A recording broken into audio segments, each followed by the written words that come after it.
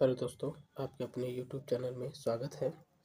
आज हम लोग बात करेंगे मिसलेनियस की बात करेंगे जो जो L T G S C, T G T, P G T और केंद्रीय विद्यालय जैसे एन बी एस हो गया, के बी एस हो गया और आपका ई एम आर एस हो गया। इन सभी में बहुत सारे ऐसे क्वेश्चन इसमें से पूछे जाते हैं जो छोटे तो होते हैं लेकिन बहुत जानकारी न रहने के अभाव में बहुत भारी लगते हैं।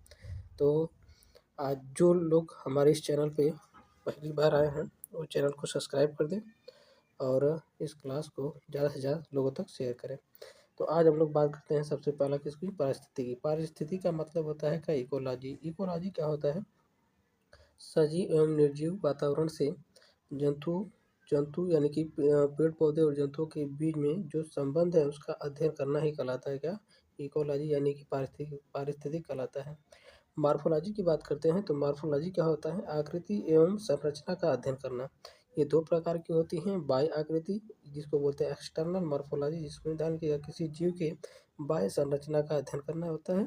दूसरा जो होता है एनाटॉमी, जिसमें क्या होता है कि जीव के शरीर के अंदर के जितने भी सेक्शन हैं उनके बारे में डिस्कस करना या उसके बारे में अध्ययन करना कहलाता है। साथ ही साथ इसी मॉर्फोलॉजी के अंदर आता है हिस्टोलॉजी, जिसको बोलते हैं ऊतकी। ये ऊतकों का अध्ययन कहलाता है। तो आपसे पूछ लिया जाए कि ऊतक या टिश्यू का स्टडी क्या कहलाता है, तो हिस्टोलॉजी कहलाती है, जबकि कोशिकाओं का अध्ययन कहलाता है साइटोलॉजी।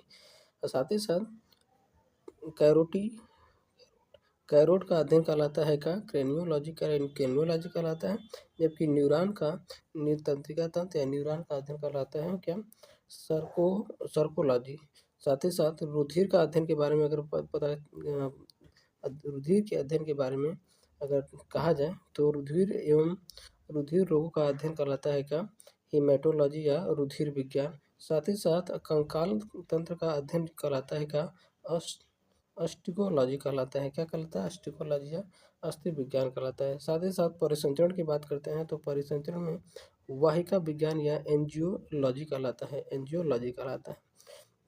इसके साथ साथ देखा जाए तो दांतों का अध्ययन क्या कहलाता है, तो दांतों का अध्ययन कहलाता है ओडेंटोलॉजी या दंत विज्ञान कहलाता है।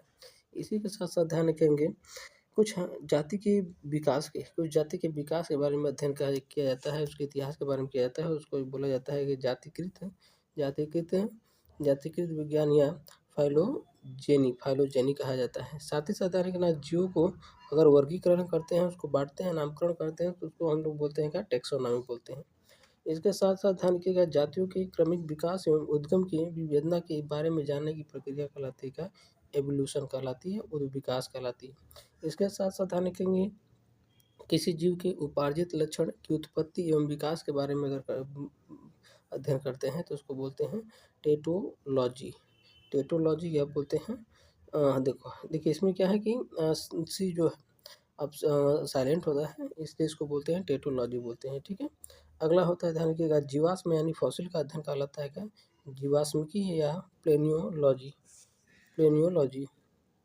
जबकि ध्यान रखिएगा जीवों के आनुवंशिक लक्षण और उनकी वंशागति के बारे में अध्ययन कहलाता है जेनेटिक्स कहलाता है, जिसको बोलते हैं आनुवंशिकी।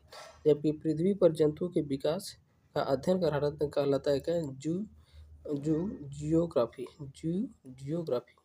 ध्यान रखेंगे अगला होता है क्या कि आनुवंशिकी के सिद्धांतों द्वारा मानव जाति का अध्ययन कहलाता है क्या, यूजेनिसी